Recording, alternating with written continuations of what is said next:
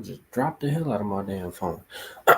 Okay, so shalom, shalom, shalom. First and foremost, I want to say call Allah Yahweh, Bahashim, Hamashiach Yahushua. That's all praise to the Most High. In the name of His only begotten Son, who the world intimately calls Jesus Christ. As you see by the damn title, is Jesus and God racist?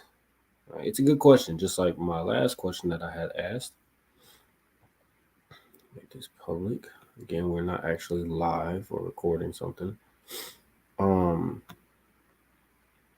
if we are all children of God, can you explain this? Right? It's a beautiful video, according to myself and other people.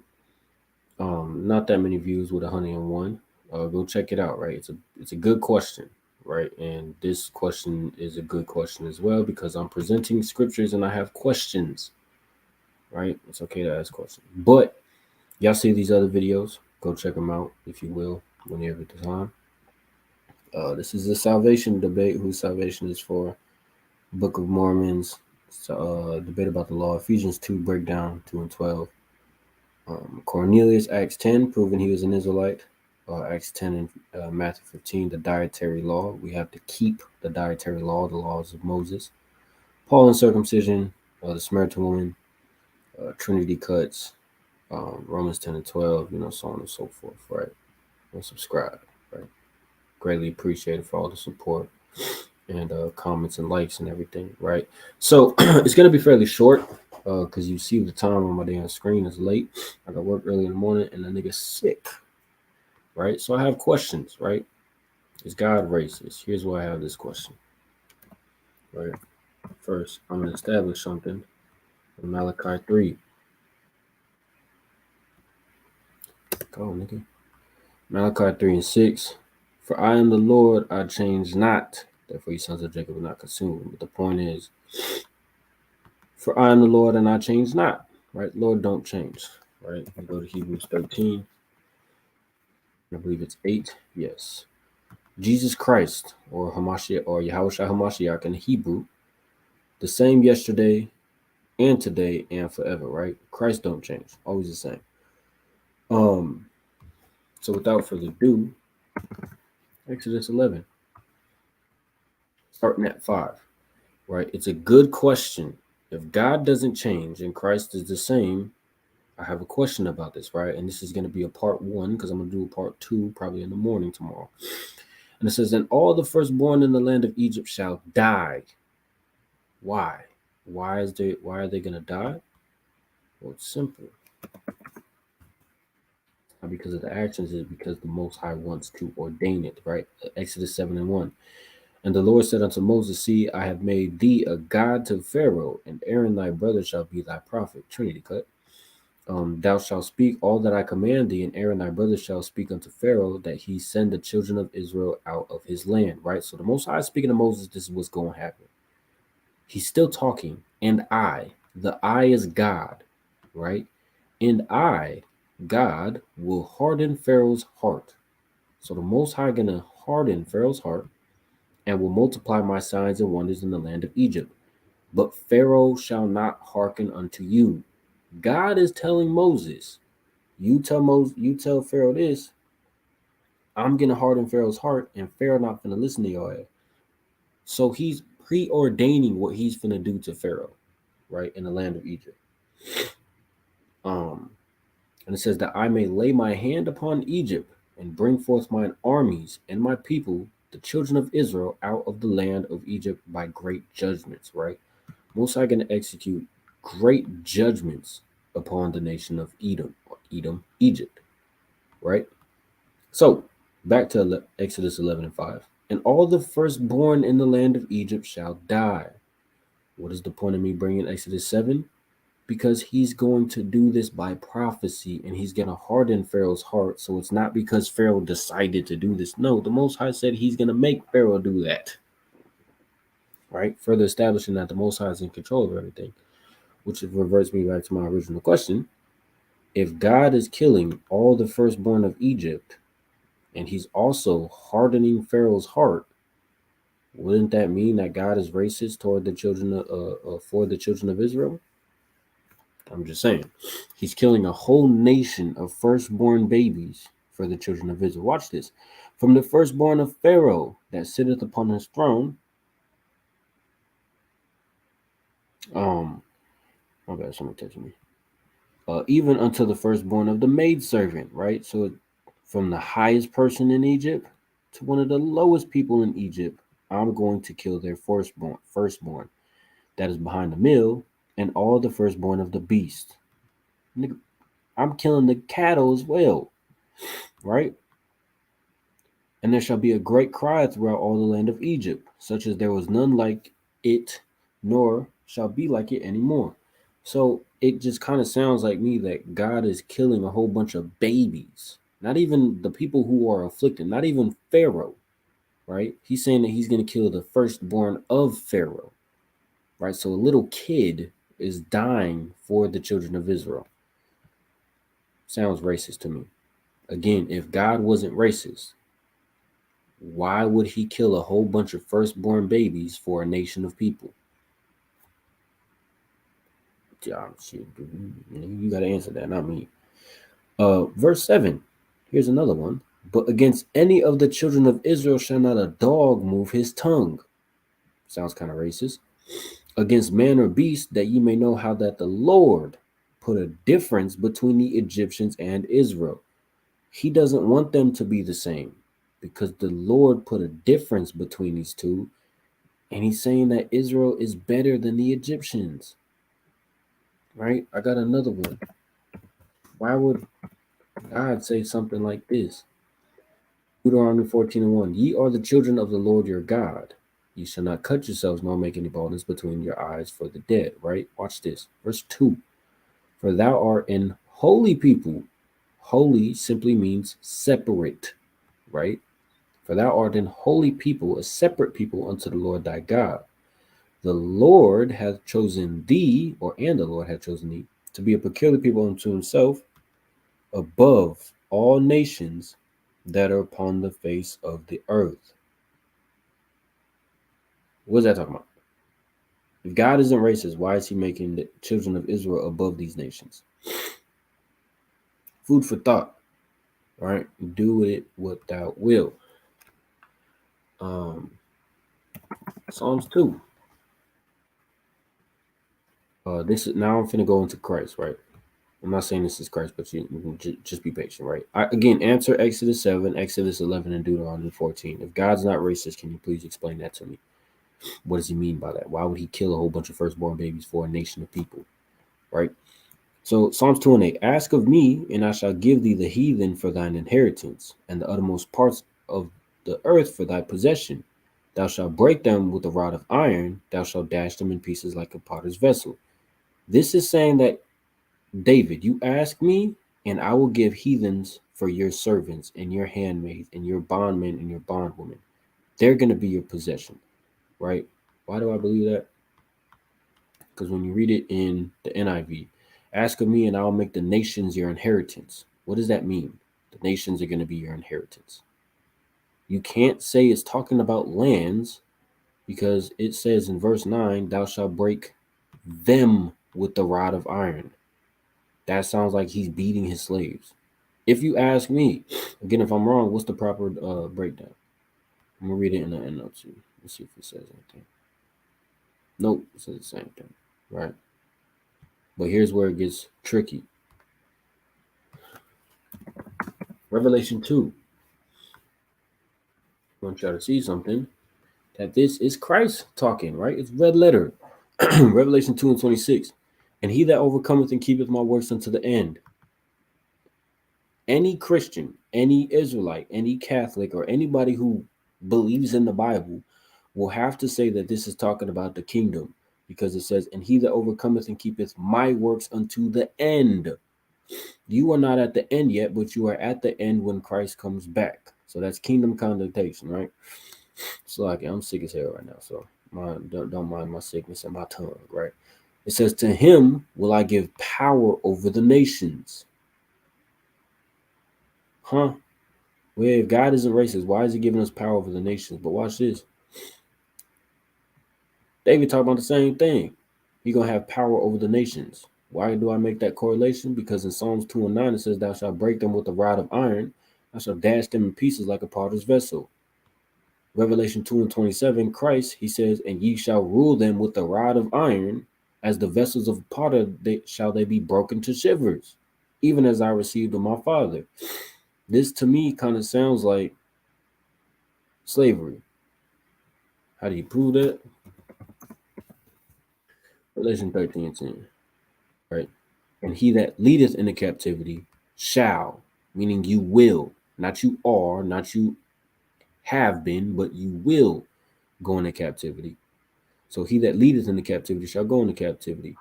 The white man, woman, and child has never been in captivity since they have put us in captivity. So according to Revelation 13:10, I mean, it's just common sense they would have to go into captivity if you believe in the words of the Bible. He that killeth with the sword must be killed with the sword. Here's the patience and the faith of the saints. Sounds pretty racist to me, right? Again, I'm gonna tell you right now, it's not even on one of my heavy hitters. Isaiah 11.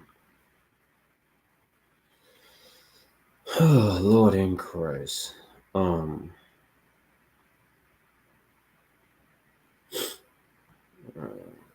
want this. Let me get Isaiah 14. Isaiah 11 is cool, but I'm gonna save that one for the second video, right? So Isaiah 14:1. For the Lord will have mercy on Jacob and will yet choose Israel. This is talking about kingdom. Why? We're gonna keep reading. So it says that the Lord is gonna have mercy on Jacob, not everybody but Jacob, and he will yet choose Israel. For those of you who don't believe that Christ is dealing with the nation of Israel, Matthew 15:24. Matthew chapter 15:24. But he answered and said, Christ speaking, I am not sent but unto the lost sheep of the house of Israel. Isaiah 14 and Matthew 15 talking about the same thing, and we yet choose Israel. Matthew 15, he's going to be sent to the children of Israel, right? And will set them in their own land, and strangers shall be joined with them, and they shall cleave to the house of Jacob. Let's see what that word means. On to the word cleave, and they shall cleave. To join, to attach, to join together, blah, blah, blah. Okay, cool. Right? So you're just going to cleave unto the house of Jacob. So other nations are going to cleave to the nation of Israel. And the people, meaning Israelites, shall take them and bring them to their place, and the house of Israel shall possess them in the land of the Lord for servants and for handmaids. That sounds racist to me. That sounds like slavery in the land of the Lord, which would be the kingdom of God. If it's not, please tell me what it's talking about, but I'm going to keep reading. And they shall take them captives. Explain that. Whose captives they were? He that leadeth into captivity shall go into captivity. And they shall rule over their oppressors. Right? Sounds very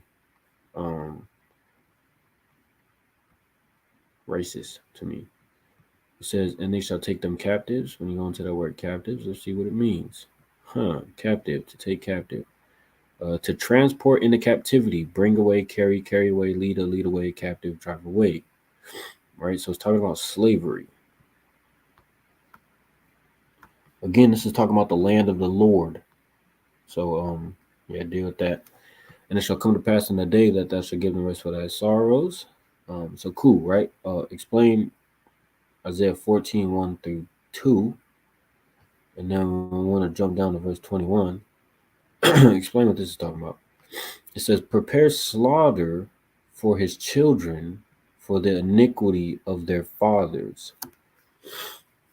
You can't say that God is only going to take those who had slaves into slavery. No, because this is saying prepare slaughter for his children, not for what the children did, but for the iniquity of their fathers. You're going to have to pay for what your ancestors did. Right? Again, sounds kind of racist. I'm going to save all the heavy hitters for, well, these are all heavy hitters, but I'm going to send my best, not my best ones, but my favorite ones. I'll say that for the second video. But here's one, the new covenant, right? It says it right here, a new covenant. Hebrews 8 and 8, right? I'm going to ask you a real quick question. Who was under the first covenant? If you said anything other than ethnic Israelites, you were wrong, right? It's ethnic Israelites. According to the Bible, those who were under the old covenant were ethnic Israelites. Most people say the new covenant is for all people. Let's see. Hebrews 8 and 8. For finding fault with them, he saith, behold, the days come, saith the Lord, when I will make a new covenant with the house of Israel and with the house of Judah. Speaking about the northern kingdom and the southern kingdom, because in the time of First Kings, the northern and the southern kingdom or Israel was split into two kingdoms, the northern and the southern, right? Some people say that this is talking about spiritual Israel. Okay. Verse 9. That's why I asked you the question to begin with. Who was under the first covenant? Not according to the covenant that I made with their fathers. When were all nations under that first covenant? You can't say anything because they were never under it. In the day when I took them by the hand to lead them out of the land of Egypt. Who was led out of the land of Egypt? We read it in Exodus 11. The nation of Israel. So it sounds like God is only making this new covenant for the nation of Israel, which means Christ is making that covenant for the nation of Israel and the nation of Israel only. That sounds racist to me. Because they continued not in my covenant, and I regarded not, saith the Lord. So he's saying, I'm going to make this covenant with the house of Israel, the same Israelites that I led out of Egypt. Let's go to chapter 9 and 15. It says New Testament. What does a testament mean? When you go into that word, testament, it simply means a covenant, right? Same shit, right? New Testament, New Covenant. Excuse me for my language, right? It's not a sin to cuss. I'll gladly be able to do a video on that, actually. Cussing is not a sin, right? So whenever we see testament in this verse, you have to understand that it's talking about the covenant. Hebrews 9 and 15. And for this cause, he is the mediator of the New Testament, the new covenant, that by means of death, for the redemption of the transgressions that were under the first testament. What is that talking about? The first covenant, the old covenant. It's talking about ancient ethnic Israelites. They which are called might receive the promise of eternal inheritance. Who's receiving the eternal inheritance? Those who were called. Who were called? Those under the first testament. Who was under the first testament? I think you already know the answer. Here it says covenant, actually.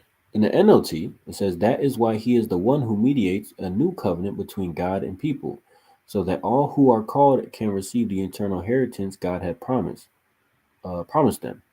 So this is something that was promised to them. Show me where it was promised to all nations. You can't go to the New Testament because the New Testament wasn't existing in a time of Christ. You only had what you call the Old Testament, right? For Christ died. This is the whole purpose why Christ died. For Christ died to set them free from the penalty of the sins they had committed under the first covenant, right? Who was under the first covenant? Ancient Israelites. Who was the one who are following the rules of the first covenant? Ethnic Israelites. I keep saying ancient Israelites. Ethnic Israelites, right? It doesn't work for everybody because they weren't under that first covenant, right? So again, it's still talking about the nation of Israel. Again, these are all questions that I have. How long? 19 minutes. I think I might make it 30 minutes. These are all questions that I have dealing with, is Jesus and God racist? Sounds kind of racist when Matthew 15, he says, I'm not sent but to let me read this for y'all. The Syrophoenician woman, right? Then Jesus went thence and departed into the coast of Tyre and Zidon. And behold, a woman of Canaan came out of the same coast, and cried unto him, saying, Have ye have mercy on me, O Lord, thou son of David? My daughter is grievously vexed with the devil. Right? So this woman is believing on Christ. I want to show y'all something.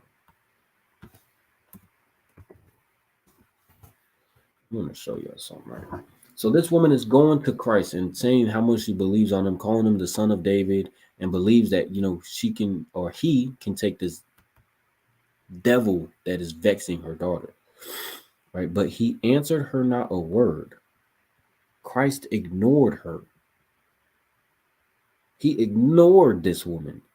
Yes, the Jesus that you guys serve ignored the woman of Canaan, and his disciples came and besought him, saying, Send her away, for she crieth after us. So the disciples like, yo, get her out the face, man. She keep coming after us, man. She annoying us. But he answered and said, I am not sent but unto the lost sheep of the house of Israel. He didn't even say that to the Canaanite woman or the woman of Canaan. He said that to the disciples. He's still not talking to her. Then came she and worshipped him, saying, Lord, help me.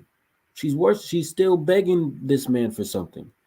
Guess what he says? Does he say, Oh, woman, I will help you? No, he says, but he answered and said, It is not meet to take the children's bread and to cast it to dogs. Now let's understand this, right? He just said, I am not sent but unto the lost sheep of the house of Israel. Right? So he's only sent for the children of Israel. And then he says, It's not meet for me to take the children's bread. Who would be the children? Israelites. And cast it to dogs. Who would be the dog right here? That would have to be the Canaanite woman, because he just ignored her, told the disciples he ain't sent but for the Israelites. And she said, Lord, help me. He said, bro, it's not meet for me to take what I have for the children and give it to a dog. But watch this, right? A lot of people don't understand this. They'll say, well, he still helped her because she acknowledged that she's a dog, right? And she said, truth, Lord. It is true what you just said. It's not meet for you to cast the whole loaf of bread and give it to a dog. Yet the dogs eat of the crumbs which falleth from their master's table. That's not talking about Christ, because Christ is one person. That would have just said master table. Right? I gotta take that back. But it's saying even the children's bread, I can eat a crumb. And guess what? She received a crumb. She acknowledged that she's not worthy to get this children's bread, but she can get a crumb. Here's why this is problematic. John 4, the Samaritan woman, right? So in John 15, you have the Canaanite woman. In John 4, you have the Samaritan woman. In John 4 and 12,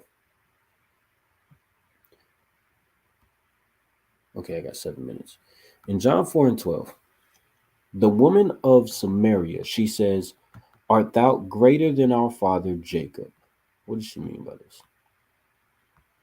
Because the progenitor of the Israelites was Jacob. And she says in the NLT, and besides, do you think you're greater than our ancestor Jacob? So she's saying, I come from Jacob as well. I'm an Israelite as well. How do we know that? She comes from Samaria. Here's what you have to understand. And again, pay attention with me and walk with me, right? Isaiah 7, 9. And the head of Ephraim, which is the head of the northern kingdom, which is an Israelite tribe, is Samaria. The land of Samaria is where Ephraimites dwell, right? Now, though most of the northern kingdom had left, you still had a remnant who stayed. So, here's why I question, or here's why I have this question: is God racist, right? Because with this woman here, we see that he ignored her multiple times. Then he called her a dog. And then when she acknowledged that she was a dog, she got a crumb. That's just what happened. If you don't believe me, read it and explain it to me. I mean, because as far as I'm concerned, he called her a dog, right? But watch what he does with the woman who is a Israelite. This woman is in fact an Israelite. Look how he treats her. Boom. So the woman of Samaria, verse 7. And there cometh the woman of Samaria to draw water, and Jesus saith unto her, Give me to drink. He talked to her first. But with this woman of Canaan, which was another Israelite, he ignored her and then called her, and then said to the disciples, "I'm only sent to Israelites." And then said, "Bro, I'm not finna throw a children's bread to a dog." The same way, if you're eating your food, you're not finna just empty your whole plate to your dog. But I mean, if something falls on the floor, you'll let your dog have it.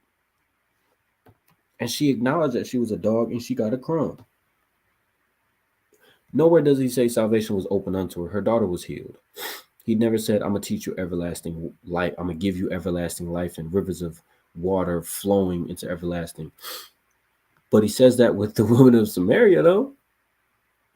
He said, Give me to drink. For his disciples were gone away unto the city to buy meat. Then the woman of Samaria said unto him, How is it that thou, being a Jew, asketh drink of me, which am a woman of Samaria? For the Jews have no dealings with the Samaritans. She just said, I'm a Samaritan woman and you a Judite nigga. There's no reason why you should be dealing with me. You should go talk to somebody else because we have no things in common. I'm a Northern Kingdom woman and you are a Southern Kingdom nigga. That's what she just said to him, right? Not in word for word, but y'all get what I'm saying, right? That's what she said. And look what Christ said. After she basically just gave him attitude, why are you talking to me? You have no dealings with me. I'm a woman of Samaria and you a Jew. He says, Jesus answered and said unto her, If thou knewest the gift of God, and who it is that saith to thee, Give me to drink, thou wouldst have asked of him, and he would have given thee living water. Christ is going to her and telling her that I have a reward for you, and I have bread to give you, and rivers of living water. But the Canaanite woman, he rejected her, called her a dog, said I ain't even sent to her, and all types of stuff. That sounds racist to me. Why would he do this? If you say he was testing her faith, why would he test somebody's faith by calling her a dog? This is a woman of Canaan. This is a Syrophoenician woman, right? Again, he treats these women two different ways when one is a Canaanite woman and one is a Israelite. This one came to Christ saying, Oh, I believe you so much, and you are the son of David, and you are the Messiah who can bring people from the dead. And he ignored her. This woman said, Hey, look, nigga, I ain't shit. What you talking to me for? You better go down to the south side because you on the north side over here, baby, and we don't talk to y'all over here. And he still was persistent and said, If you knew who I was, I would have give you living water. Then she said, then the woman said, Sir, thou hast nothing to draw with, and the well is deep. From whence then hast thou living water? So she get like, bro, you serious? What the hell are you talking about? And then she says, Are you greater than our father Jacob? So she acknowledged that they're Israelites, but the northern and the southern kingdom looked at each other as two different nations. How do I know that? One of the prophets spoken about in Revelation 4, Ezekiel, says it in verse 22, right? In verse 19, it talks about the stick of Joseph, which is in the hand of Ephraim, because Ephraim is the head of the northern kingdom, and Judah is the head of the southern kingdom, right? So he's talking about the stick of Judah and the stick of Ephraim, and he's going to make them one stick.